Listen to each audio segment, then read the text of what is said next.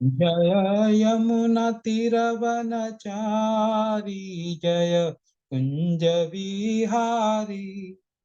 जय यमुना तीरवनचारी जय कुंज विहारी।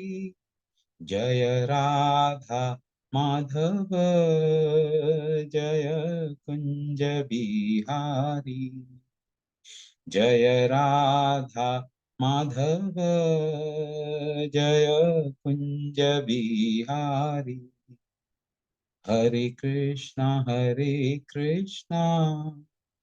कृष्णा कृष्णा हरे हरे, हरे राम राम राम हरे हरे। हरे कृष्णा कृष्णा कृष्णा हरे हरे, हरे राम राम राम हरे हरे। जय प्रभुपदा जय प्रभुपदा, प्रभुपदा जय प्रभुपदा। जय जय प्रभुपाद प्रभुपाद, प्रभुपाद जय जय प्रभुपाद। हरिनाम संकीर्तन की जय, हरे कृष्ण महामंत्र की जय, श्रील प्रभुपाद भक्त श्रील प्रभुपाद की जय। ताय गौर प्रेमानंदे Hari. We welcome all the devotees who are connected on this forum. हम लोग जो है श्रीमद् भागवतम से पठन कर रहे हैं, and I think the class is in English. So it's one minute. Okay. Om Namo Bhagavate Vasudevaya. Om Namo Bhagavate Vasudevaya. Om Namo Bhagavate Vasudevaya. Narayanam Namaskritya Naram Chaiva Narottamam Devim Saraswatim Vyasam Tato Jayam Udideye. Nashtaprayeshu Bhaktreshu Nityam Bhagavata Sevaya Bhagavati Uttama Shloke Bhaktir Bhavati Naistaki Sarva Bhagavata Prana Srimad Bhagavata Prabho कलो ध्वांतो उदितादित्य श्री कृष्ण परिवर्तित। यदि दास्यासि मे कामान् वरन् त्वां वरदर्शभ। कामानां हृदय संरोहं भवतासु वृणे वृन्। शृण्वन्ति गायन्ति गृह्णन्ति अभीक्ष्णसः स्मरन्ति नन्दन्ति तवेहितं जना। तयैव पश्यन्ति अचिरेण तावकं भवप्रवाहो परमं पदाम्बुजम्। त्वयिमेवन्यविषयात् मतिर्मधुपते सकृत्। रतिमुद्गता गंगे गौम उदन्वति। आयुर्हरति वै पुंसां यम् अस्तं च असौ।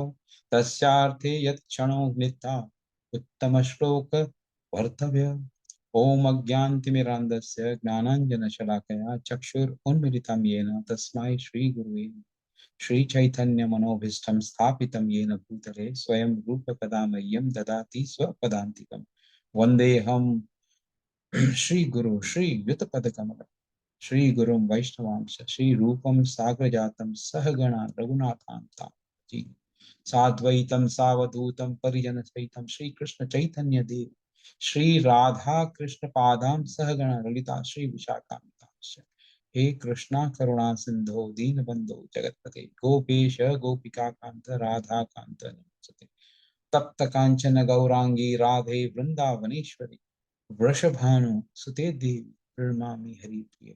वाञ्छाकल्पतरुभ्यश्च कृपा सिन्धुभ्य एव च पतितानां पावनेभ्यो वैष्णवेभ्यो श्री कृष्ण चैतन्य प्रभो नित्यानंद श्री अद्वैत गदाधर श्रीवासादि गौर भक्त। हरे कृष्णा कृष्ण कृष्ण हरे हरे, हरे राम राम राम हरे हरे। कम करोति वाचालं पंगु लंघयते गिरिं यत्कृपातं दीनदारं परमानन्दं श्री चैतन्य ईश्वर।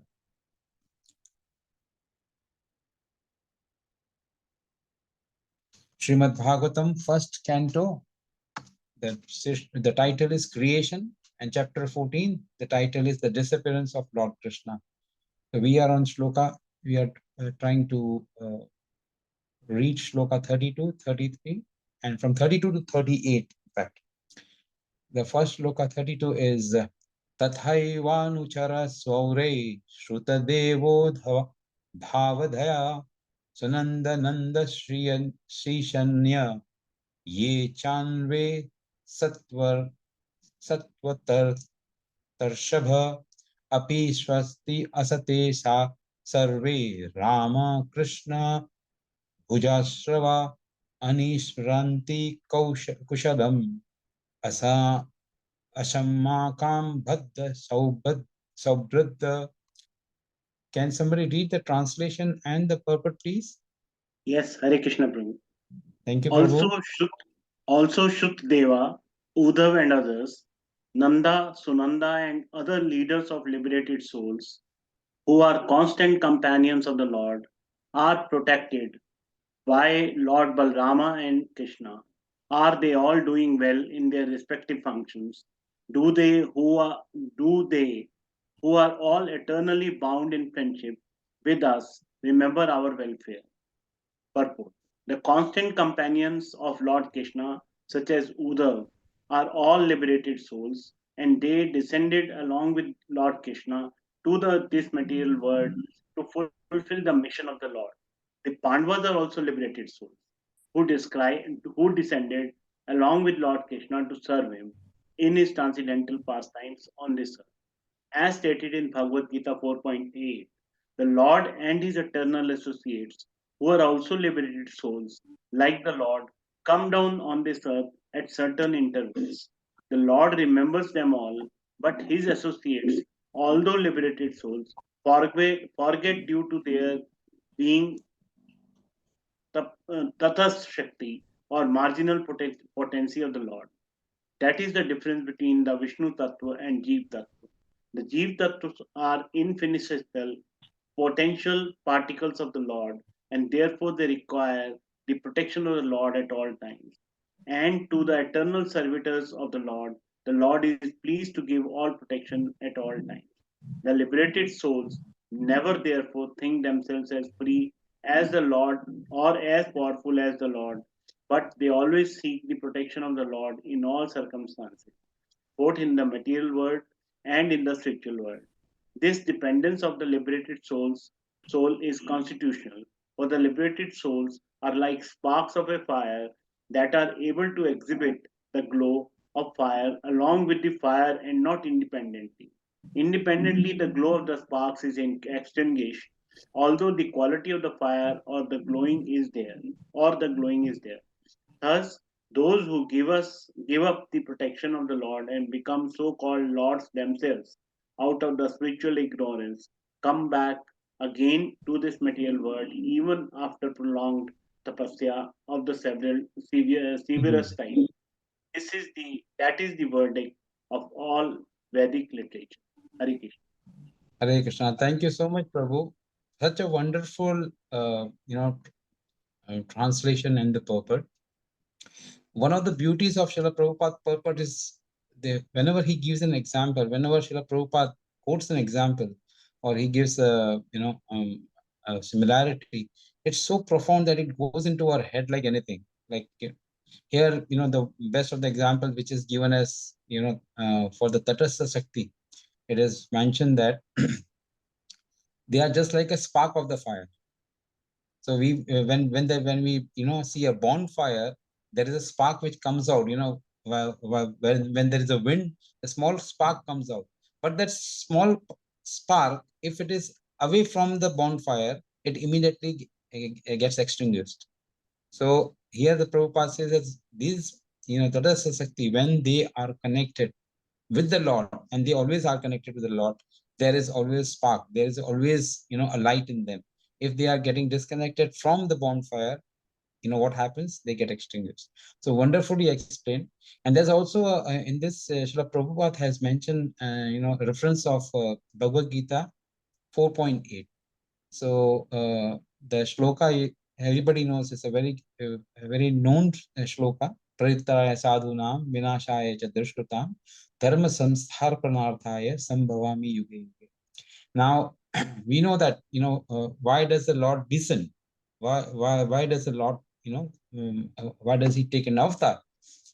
So here I was reading Jita Mitra Das. He's one of the very senior disciples and connected with Parthasarthi temple in Delhi. Very detailed, explanations he gives on various topics. So I was reading his book, and that's when he has explained on this chapter, on this fourth chapter, 8 shloka, this Paritana and Sadhana. So he has given the explanation as to who is sadhu. The first is what is the meaning of sadhu. He explains that this word has come from the word sad. कहते हैं कि साध करो, you aim at somebody and hit it. So there are two meanings to it. He says from the word sadhu has come from sad, and the meaning is first is finish off or complete something. That means that's the first meaning of sad. And the second meaning is to win over or control someone. So here, hence, one who controls Krishna. Now, in Hindi, it will be said, Krishna ko vas mein karna. To control Krishna, he is a sadhu. The question arises, is there anyone who can control Krishna with his strength, with his austerity, with yogas, with renunciation, with religious principles, etc.? So this question comes up. And Jitamitra Dasi Bhagavatam, which is from the 11th Canto, 14th chapter, Shloka 20 and 21. And the translation for those, shlokas is, my dear Uddhava, the unalloyed devotional service rendered to me by my devotees bring me under their control. So first, the meaning the second meaning which we said, to win over or control. To control Krishna or to win over Krishna, who is eligible? So Krishna himself is saying, my dear Uddhava, the unalloyed devotional service rendered to me by my devotees bring me under their control. I cannot be thus controlled by those engaged in mystic yoga, Sankhya philosophy, pious work, Vedic study, austerity, and renunciation. So very nicely explained. Then the 21st shloka in the 11th canto, 14th chapter, 21 shloka. He says that Bhaktya ekaya grahya shraddhayatma priya satam bhaktir punati mam nishtha swapakam api sambhavat, which means only by practicing unalloyed devotional service with full faith in me can one obtain me, the Supreme Personality of Godhead. I am naturally dear to my devotees who take me as the only goal of their life, the loving services. By engaging in such pure devotional service, even the dog eater can purify themselves from the contamination of their low birth. So, and from this shloka, as the one which we read now, we got the reference of Bhagavad Gita 4.8, and that 4.8, the meaning of sadhu is mentioned as the one who finishes off or complete something. That is one thing. And second thing, to win over or control someone. So those are sadhus. So as mentioned, the answers to that is 11.14, 11th canto, 14th chapter, 2021. These two shlokas are referred, where Lord is telling Uddhava who can control Lord himself. So Lord is also giving the idea as to how he can be controlled. It can be controlled only by devotional service. So this is for shlokas 31 and 32 and 33. Now we go to shloka number 34. So Bhagwan api govindo brahmanyo bhakta vatsala kachit pure sudharmayam sukham aste shrutrita. Can somebody read the translation and the purport, please? Yes, Prabhuji. Hare Krishna translation. Is Lord Krishna the Supreme Personality of Godhead who gives pleasure to the cows, the censors and the brahmanas, who is very affectionate towards his devotees, enjoying the pious assembly at Dwarakapuri surrounded by friends. Purport. Jai Shri Prabhupada. Here in this particular verse, the Lord is described as Bhagavan, Govinda, Brahmanya, and Bhaktavatsala. He is Bhagavan Swayam, or the virginal supreme personality of Godhead, full with all opulences, all power, all knowledge, all beauty, all fame, and all renunciation. No one is equal to or greater than him. He is Govinda because he is the pleasure of the cows and the senses. Those who have purified their senses by the pure devotional service of the Lord can render unto him real service and thereby derive transcendental pleasure out of such purified senses. Only the impure conditioned living being cannot derive any pleasure from the senses, but being illusioned by false pleasures of the senses, he becomes servant of the senses. Therefore, we need his protection for our own interest. The Lord is the protector of cows and the Brahminical culture. A society devoid of cow protection and Brahminical culture is not under the direct protection of the Lord, just as the prisoners in the jails are not under the protection of the king, but under the protection of a severe agent of the king. Without cow protection and cultivation of the Brahminical qualities in human society, at least for a section of the members of society, no human civilization can prosper at any length. By Brahminical culture, the development of the dormant qualities of goodness, namely truthfulness, equanimity, sense control, forbearance, simplicity, general knowledge, transcendent knowledge, and firm faith in the Vedic wisdom, one can become a Brahman and thus see the Lord as he is. And after surpassing the Brahminical protection, one has to become a devotee of the Lord so that his loving affection in the form of uh, proprietor, master, friend, son, and lover can be transcendentally achieved. The stage of a devotee, which attracts the transcendental affection of the Lord, does not develop unless one has developed the qualities of a Brahmana as above mentioned. The Lord is inclined to a Brahmana of quality and not of false prestige. Those who are less than a Brahmana by qualification cannot establish any relation with the Lord, just as fire cannot be kindled on a raw earth unless there is a wood. Although there is a relation between wood and the earth. Since the Lord is all perfect in himself, there could not be any question of his welfare. And Maharaja Yudhishthira refrained from asking this question. He simply inquired about his residential place, Dwarakapuri, where pious men assemble. The Lord stays only where pious men assemble and takes pleasure in their glorifying the supreme truth. Maharaja Yudhishthira was anxious to know about the pious men and their pious acts in the city of Dwaraka. Jai Srila Prabhupada. Yeah. See, again, such wonderful explanation and the examples given here. Is Lord Krishna, the Supreme Personality of Godhead, who gives pleasure to the cows, the senses, and the Brahmanas, who is very affectionate toward his devotees, enjoying the pious assembly of at Dwarka, Puri, surrounded by friends. This is a question which has been asked by Yudhishthira Maharaj. Now, here, if the moment we read this translation, we remember one of the shlokas which is commonly quoted.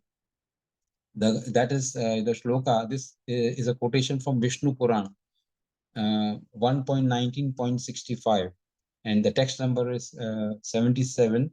Namo Brahmana Devaya, Go Brahmana Hitaya Cha, Jagat Hitaya, Krishnaya, Govindaya Namo. So what's the translation for that? Let me offer my respectful obeisances unto Lord Krishna, who is the worshipable deity of all the Brahminical men, who is well-wisher of cows and Brahmanas, and who is always befitting the whole world. I offer my repeated obeisances to the personality of Godhead known as Krishna and Govinda. So this is the explanation. This is the shloka which is from Vishnu Puran. Namo Brahmana Devaya, Go Brahmana Hitaya Cha, Jagat Hitaya Krishnaya, Govindaya Namo. So, and this shloka is been referred here, kind of. It's been mentioned here that Lord is he gives a pleasure to the cows, the senses, and the Brahmanas, and is very affectionate toward his devotees. Now, here in this particular verse, Prabhupada is also mentioning about the six opulences of the Lord. And in the purport, Srila Prabhupada says that he has with all the opulences, all power, all knowledge, all beauty, all fame, and all renunciation. No one is equal to or greater than him. So we know about the acronym which we are always quoting in the class, with BSKRFR, which is B stands for beauty, S stands for strength, K stands for knowledge, B, S, K, and R stands for riches, then F stands for fame, and again the R stands for renunciation. So this is which has been quoted here. And he is Govinda because he is the pleasure. He is the pleasure of the cows and senses. Those who have purified their senses by devotional service of the Lord can render unto him real service and thereby derive the transcendental pleasure out of such purified senses. In the purport is mentioned there. So this reminds about one of the shlokas in from the Chaitanya Charitam, Atmendra Priti Vanchantare Bhalikam, Krishnendra Priti Icha Dhare Premana. So which means that for our satisfaction, for our sense enjoyment, whenever we try to satisfy our own senses, the senses they are compared as the snakes. So when you try to satisfy these senses, your own senses, what happens? Atmendra Priti Icha Dhare Bhalikam. So that creates, that increases your lust. But Krishnendra Priti Icha, when we try to satisfy the senses of Krishna, Dhare Premanam, that gives love. And what is the full form for love? What is the meaning of love? The L stands for, first the spelling is Love. So love. So what is the real meaning of love? The L stands for listen. You have to listen very carefully. You have to listen to somebody whom you love. So once you want to you love somebody, once you want to improve the quality of love, first you have to listen. You have to listen about the person. You have to listen him very carefully. You have to listen to what he says. Listen to what, with deep integrity. So that is L. L stands for listening. Then O. O stands for oversight. In this world, if you see, there is nobody perfect. The world itself is imperfect. So what they say that? So O is oversight. A person, it's generally noted that 70% of the good qualities are there in a person. 30% probably, or lesser than that, is some qualities or some weaknesses are there. Some flaws are there in his relationship.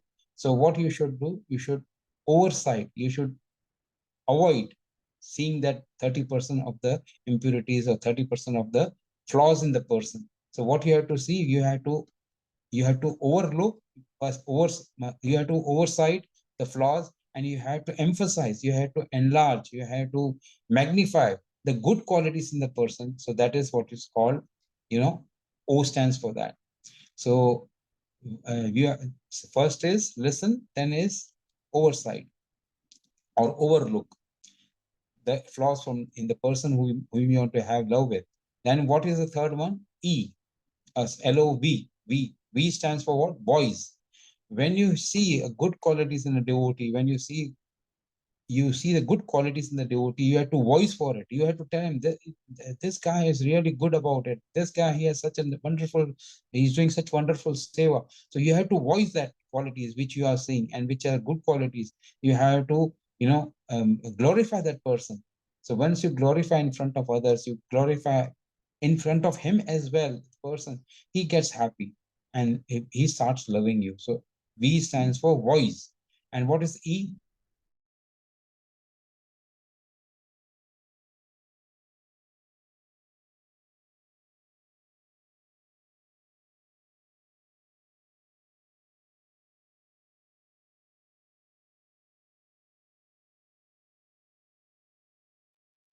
Prabhu, Hare Krishna.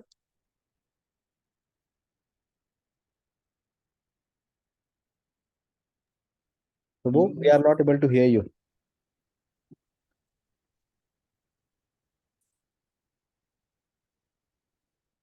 I think Prabhu has logged out. We'll just give a minute or two. He will log in again.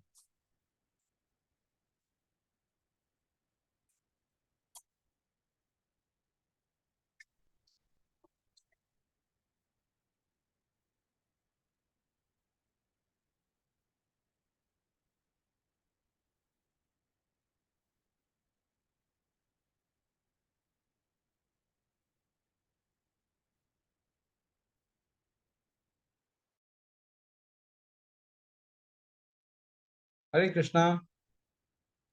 Hare Krishna, Prabhu. We can hear you now.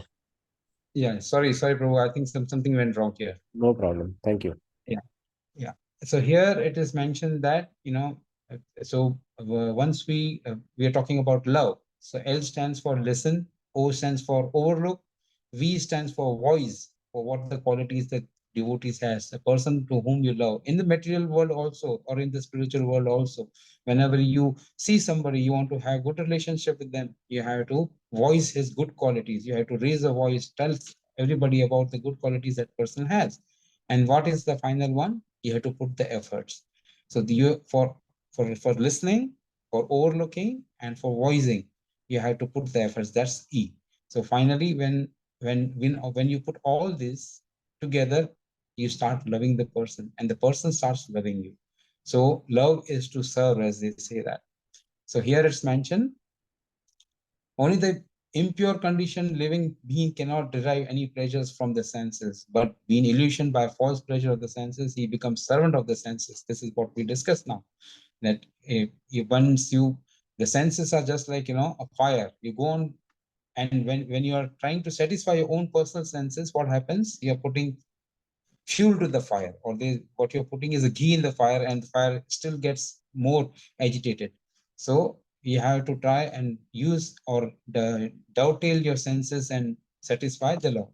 A society devoid of all protection and Brahminical culture is not under the direct protection of the law, just as the prisoners in the jail are not under protection of the king, but under the protection of the severe agent of the king. So this is one of the important points. By Brahminical culture, the development of the dormant qualities of goodness, namely, now when a person follows, a very important point is mentioned here, that when you follow a Brahminical culture, now Brahminical culture, how do you follow? You try to imbibe good qualities, the good qualities which are mentioned as, namely, truthfulness, equanimity, sense control, forbearance, simplicity, general knowledge, transcendental knowledge, and firm faith in the Vedic wisdom. One can become a Brahmana and thus see the Lord as he is. So whenever there is a question, people, they say that, okay, I want to see God. Have you seen God? So when these people, they ask, this is the answer to it. First, you have to imbibe those qualities. You have to bring all these qualities in you.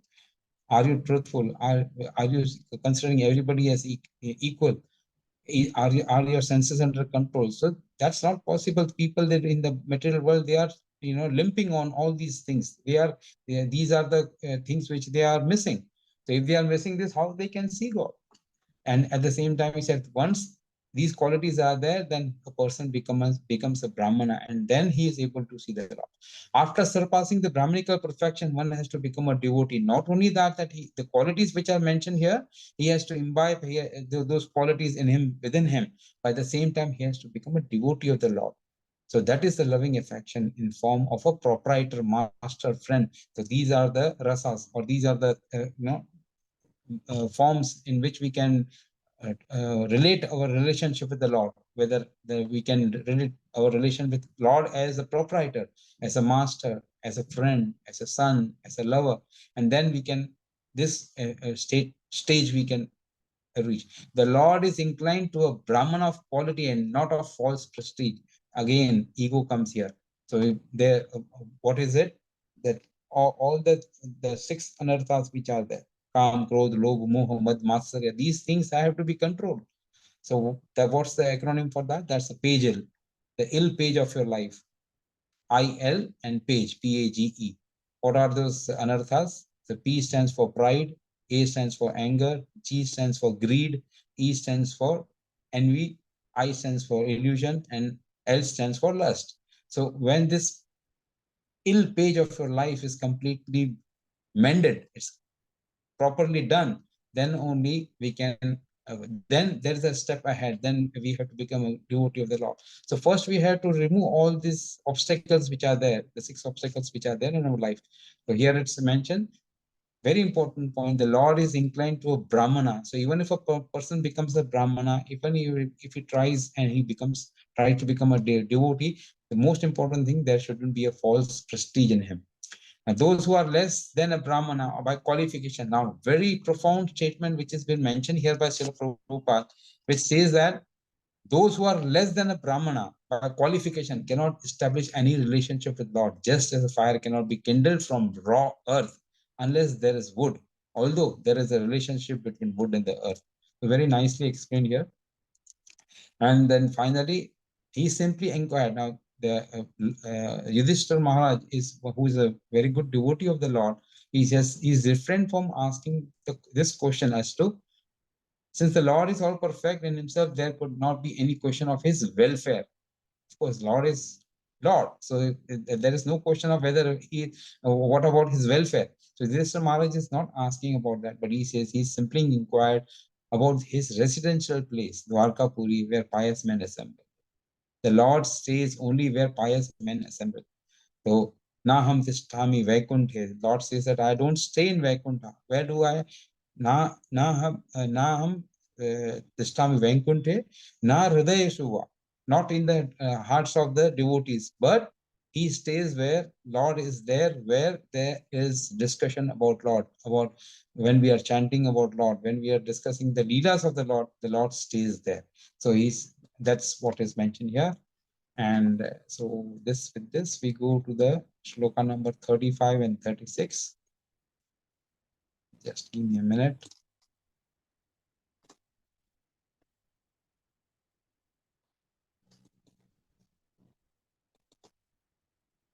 Sorry.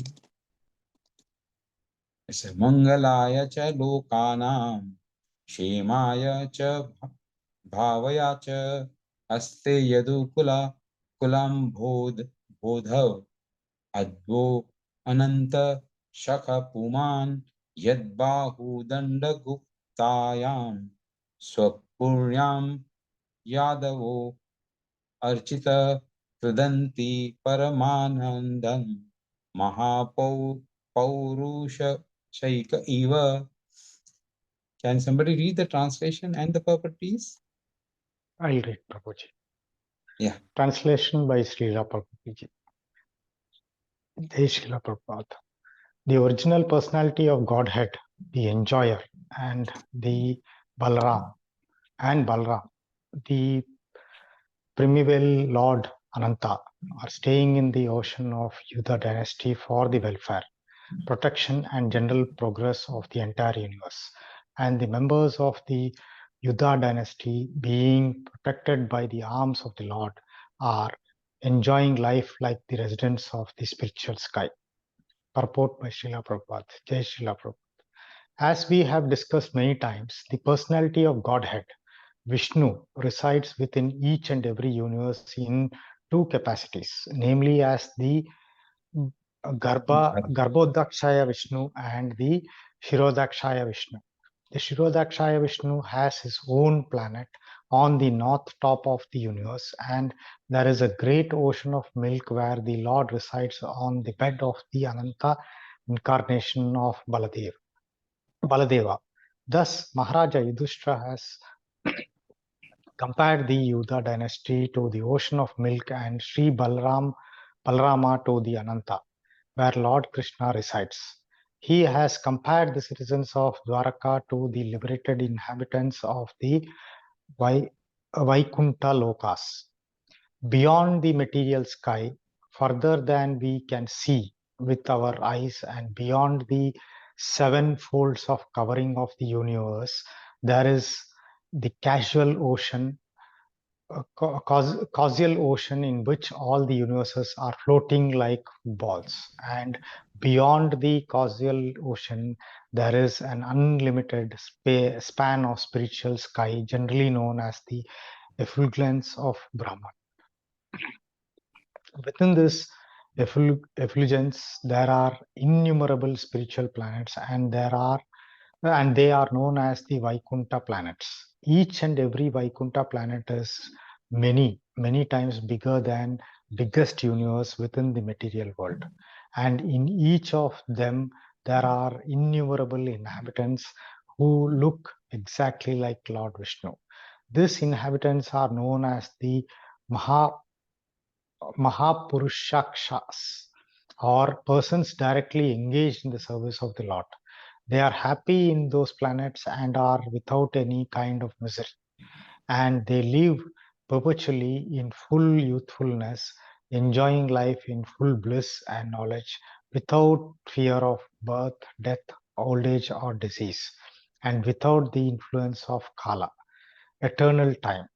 Maharaja Yudhishthira has compared the inhabitants of Dwaraka to the Mahapurushaksas of Vaikuntha because they are so happy in the Lord. In the Bhagavad Gita, there are many references to Vaikuntha Lokas, and they are mentioned there as Mad, Mad, Madhama, Madhama. Madhama, or the kingdom of the Lord. Hare Krishna. Thank you so much, Prabhu. So this is basically a technical thing which we have to understand, and we will, as in the previous classes, we have asked. Subaldas has told that we will have a profound class which will be from Radhapat Pankaj. From Radhapat Pankaj, who can give us the total, a very what you call detailed understanding as to what are these different kind of lokas. So we will have that once we fix that, and we can ask Subaldas to inform everybody so that everybody takes the benefit of that class.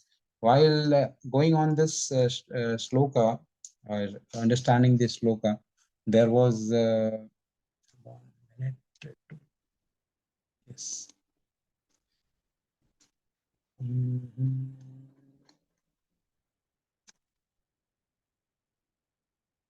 So while understanding this, I had taken a class a few days back. It was on Srimad Bhagavatam, Canto 2nd, 6th chapter, 18th shloka, in which Lord Brahma is explaining about the different potencies of Lord and what are the qualities of the people living in there.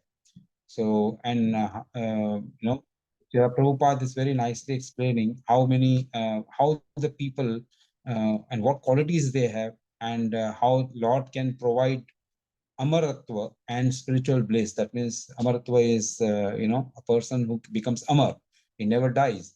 So immortality, how Lord gives. So that's the explanation on that particular shloka. So I'll just read some of the important points from that particular shloka, where it's explained like what does the Lord's internal potency and the external potency they come out with. Now, Lord's 70%, 75% of the internal potency, all the planets in the spiritual sky are far, far greater. Now, just understand that, in the spiritual planets, I'm just giving a brief idea. All the planets in the spiritual sky are far, far greater than those planets in the total universes composed of the external potency of the Lord. This is mentioned in the Padma Purana, that 75% of the Lord's internal potency, they are very, very big, which we cannot even think about, and they are greater than. Now we have to give some comparison. So it's mentioned that the planets which are from Lord's external potency are comparatively very small in comparison to the planets which are from the Lord's internal potency. And internal potency, as I told you, is 75%, and the planets which are of external potency, they are 25%. Now, what is there? Each of the internal potency planets, they are eternal, Shashwat. Then they are indestructible and free from all kind of limitations experienced in the material world. In this material world, whatever is there, to make it clear in Hindi, it will be said that कि इसमें से प्रत्येक शाश्वत, अविनाशी तथा भौतिक जगत में अनुभव किए जाने वाले सभी प्रकार के उन्माद से रहित होता है. That means each and every planet of the internal potency, it is eternal, indestructible, and free from all kind of limitations experienced in the material world. This is another quality of the planets of the internal potency. Then each and every planet is self-illuminating. There is no electricity, no suns are there, but each and every planet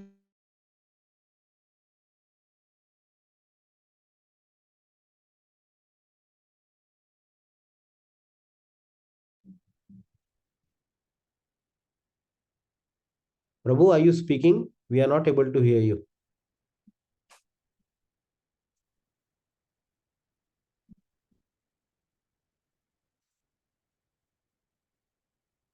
Prabhu, we cannot hear you. It looks like today he is having some network issues. Just let's give him one more minute.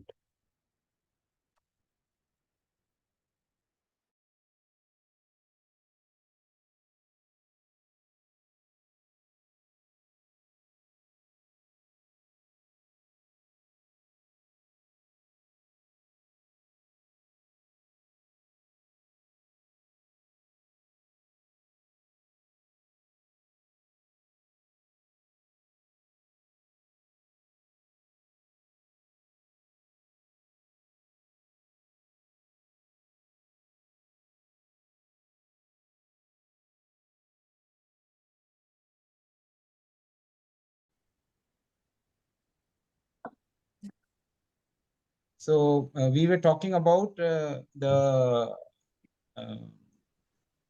planets which are created by the internal potency of the Lord. So we were telling that, those planets, they are, each of them is self-illuminating and more powerfully dazzling than the total sunshine of the millions of mundane suns. So this is the quality. The inhabitants of those planets, which are created by Lord's internal potency, they are liberated from birth, death, old age, and diseases, and have full knowledge of everything. They are all godly and free from all sort of material hankering. This is mentioned there. Then they have nothing to do there except to render transcendental loving service to the Supreme Lord Narayana, who is the predominating deity of such Vaikuntha planets. The people who are the residents of those planets which are created by the internal potency of the Lord, they don't have anything else to do, just to do they have to render the transcendental loving service to the Lord. So then those liberated souls are engaged instantly in singing the songs of from the Sam Veda. That's their work. Then Tripad Vibhuti, or the 75% known as the internal potency of Lord, is to be understood as the kingdom of Lord far beyond the material sky. Now, this Tripad, what is mentioned as Vibhuti, that means 75% of the Lord's internal potency has created this. And it is mentioned in the Padma Puran, the kingdom of Tripad Vibhuti is transcendental. And at the same time, the Path Vibhuti, which is created by 25% of the Lord's external potency, is temporary. So these all things are mentioned in the this what you call about Lord's. So we are talking about this shloka number 36, Prabhu, and that has been explained here. And then Srila Prabhupada mentions about the shloka Madhama, which are mentioned there. There are several shlokas which are mentioned in Bhagavad Gita.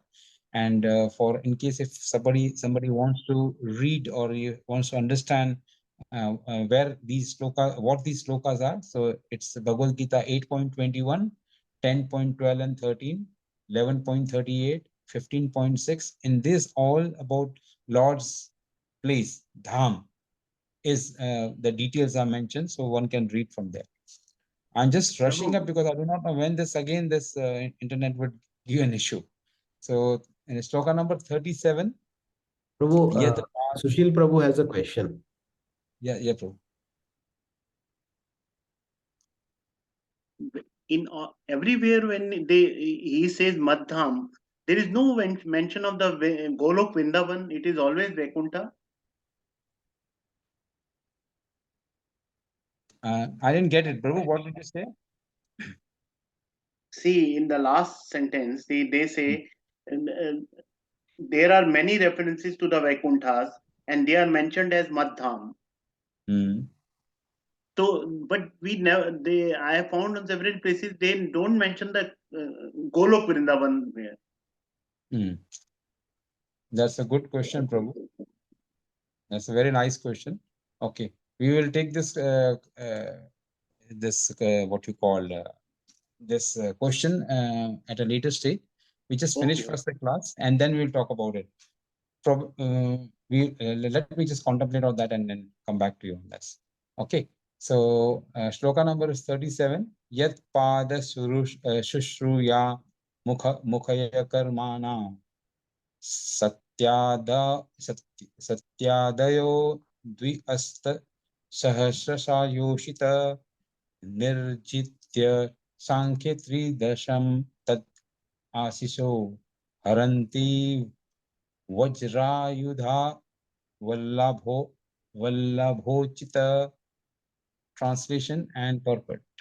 Simply by administering comforts at the lotus feet of the Lord, which is the most important of all services, the queens at Dwarka, headed by Satyabhama, induced the Lord to conquer the demigods. Thus, the queens enjoy things which are prerogatives of the wives of the controller of thunderbolts. Satyabhama, one of the principal queens of the Lord Krishna at Dwarka. After killing Narkasur, Lord Krishna visited the palace of Narkasur accompanied by Satyabhama. He went to Indralok also with the Satyabhama, and she was received by Suchidevi, who introduced her to the mother of the demigods, Aditi, and Aditi was very much pleased with Satyabhama, and she blessed her with the benediction of permanent youth as long as Lord Krishna remained on the earth. Aditi also took her with her to show her the special prerogatives of the demigods in the heavenly planets. When Satyabhama saw the Parijat flower, she desired to have it in her palace at Dwarka. After that, she came back to Dwarka along with her husband and expressed her willingness to have the Parijat flower at her palace. Satyabhama palace was especially bedecked with valuable jewels, and even in the hottest season of the summer, the inside of the palace remained cool, as if air conditioned. She decorated her palace with various flags, heralding the news of her great husband's presence there. Once, along with her husband, she met Draupadi, and she was anxious to be instructed by Draupadi in the ways and means of pleasing her husband. Draupadi was expert in this affair because she kept 5 husbands, the Pandavas, and all were very much pleased with her. On receipt of Draupadi's instructions, she was very much pleased and offered her good wishes and returned to Dwarka. She was the daughter of Satrajit. After the departure of Lord Krishna, when Arjuna visited Dwarka, all the queens, including Satyabhama and Rukmani, lamented for the Lord with great feeling. At at the last stage of her life, she left for the forest to undergo serious penance. Satyabhama instigated her husband to get the Parijat flower from the heavenly planets, and the Lord got it even by force from the demigods, as a common husband secures things to please his wife. As already explained, the Lord had very little to do with so many wives to carry out their orders like an ordinary man. But because the queens accepted the high quality of devotional service, namely administering the Lord all comfort, the Lord played the part of a faithful and complete husband. No earthly creature can expect to have things from the heavenly kingdom, especially the Parijat flowers, which are simply to be used by the demigods. But due to their becoming the Lord's faithful wives, all of them enjoyed the special prerogatives of the great wives of the denizens of heaven. In other words, since the Lord is the proprietor of everything within his creation, it is not very astonishing for the queens of Dwarka to have any rare thing from any part of the universe. Hare Krishna. So this shloka, Hare Krishna. So simply by administering comforts of the lotus feet of Lord, which is most important for all services, the queens of Dwarka, headed by Satyabhama, induce the Lord to conquer the demigods. Thus, the queen enjoy things which are prerogatives of the wives of the controller of the world. So now here it is in this purport we have seen a Leela of the Lord, where Lord goes to the heavenly planets to get the Parijat flowers for Satyabhama, as she she's likes the flowers and they are there in Dwarka, and Lord goes and fights with the heavenly, not just fights, it's just a Leela. So he goes there and he gets the parijat flower for the wives.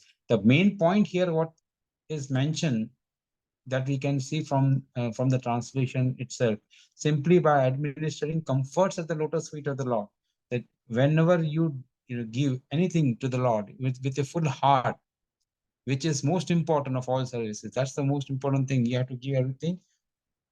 You have to give everything to the Lord with your heart. So once you do that, what happens? The similar example is given of Satyabhama, that Satyabhama, how she asked for the parijat flowers, which were meant for only for the heavenly planets. They were brought down by the Lord. Lord can do anything, and Lord brings that flowers in Dwarka and presents it to his wife. So this is one of the important point from this shloka, is that whatever activities, whatever services we are providing, we have to provide it with our hearts. And then the last shloka is 38. Yad bahu danda prayudhaya ma jivino yadu pavir yadu pravira hi akuto bhaya muhu adhi kramanti anghbir ahritam balat sabham sudharmam surasat mochitam. Can somebody read the translation and the purport? Sure, Prabhuji. Hare Krishna, translation. The great heroes of the Yadu dynasty, being protected by the arms of the Lord Sri Krishna, always remained fearless in every respect, and therefore their feet trample over the Sudharma assembly house, which the best demigod deserved, but which was taken away from them. But by Srila Prabhupada. Those who are directly servitors of the Lord are protected by the Lord from all fearfulness, and they also enjoy the best of things, even if they are forcefully accumulated. The Lord is equal in behavior to all living beings, but is partial to his pure devotees, being very affectionate toward them. The city of Dwaraka was flourishing, being enriched with the best of the things in the material world. The state assembly house is constructed according to the dignity of the particular state. In the heavenly planets, the state assembly house called Sudharma was deserving of the dignity of the best of the demigods. Such an assembly house is never meant for any state on the globe because the human being on the earth is unable to construct it. However, for a particular state may be a materially advanced.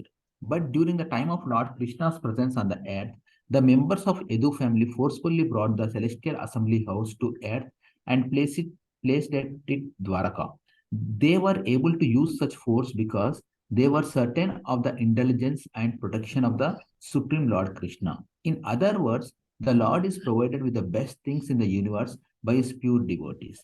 Lord Krishna was provided with all kinds of comforts and facilities available within the universe by the members of the Yadu dynasty, and in return, such servitors of the Lord were protected and fearless. A forgetful, conditioned soul is fearful, but a liberated soul is never fearful. Just as a small child completely dependent on the mercy of his father is never fearful of anyone. Fearfulness is a sort of illusion for the living being when he is in slumber and forgetting the eternal relation with the Lord. Since the living being is never to die by his constitution, as stated in Bhagavad Gita 2.20, then what is the cause of fearfulness? A person may be fearful of a tiger in a dream, but another man who is awake by his side sees no tiger there. The tiger is a myth for both of them, namely the person dreaming and the person awake, because actually there is no tiger. But the man forgetful of his awakened life is fearful, whereas the man who has not forgotten his position is not at all fearful.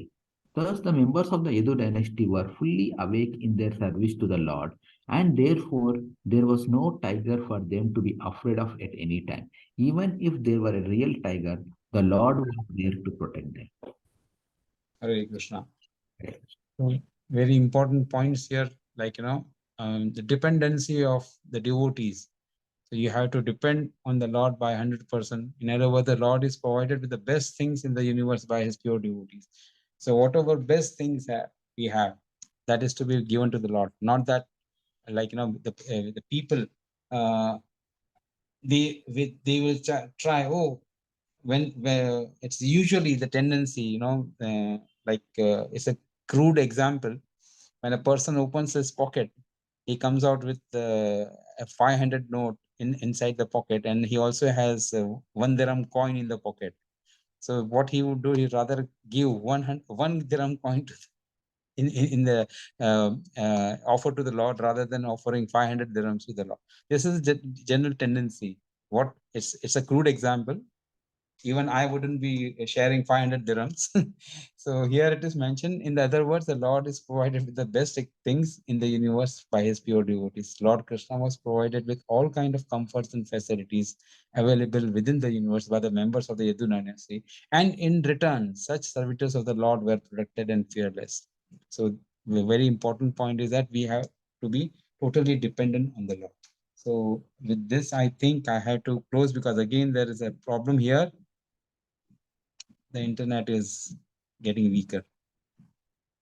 And sorry about this, but I do not know what's happening.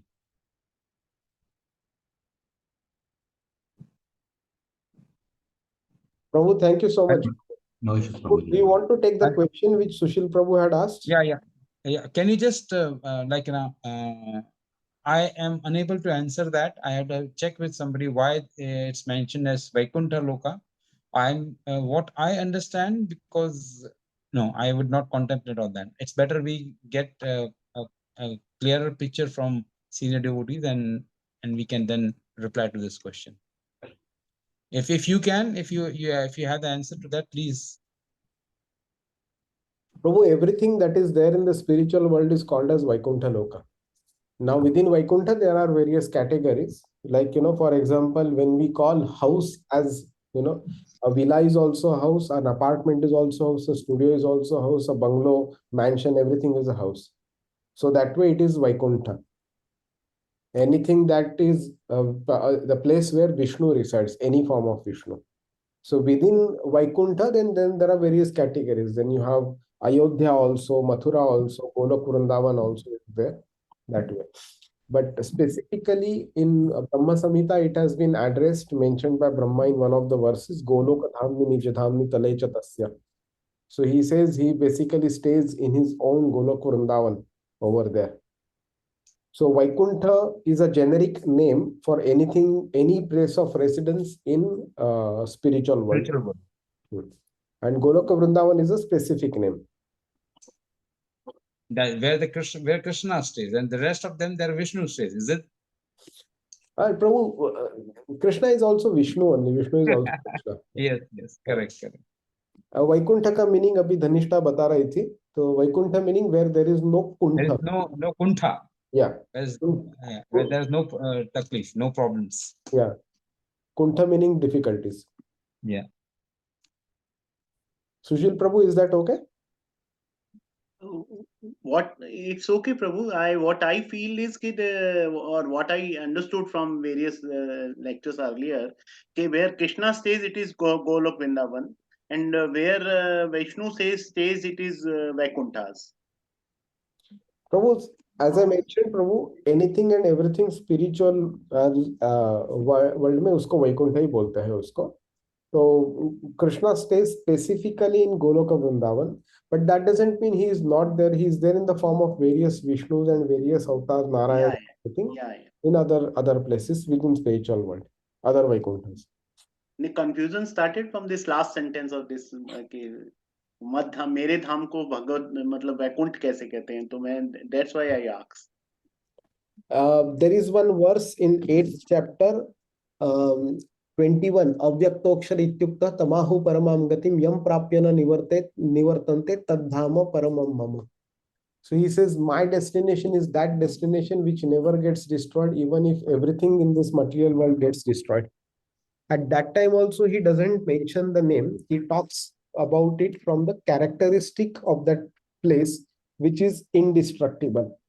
So similarly, the reference to that place can happen from various perspectives.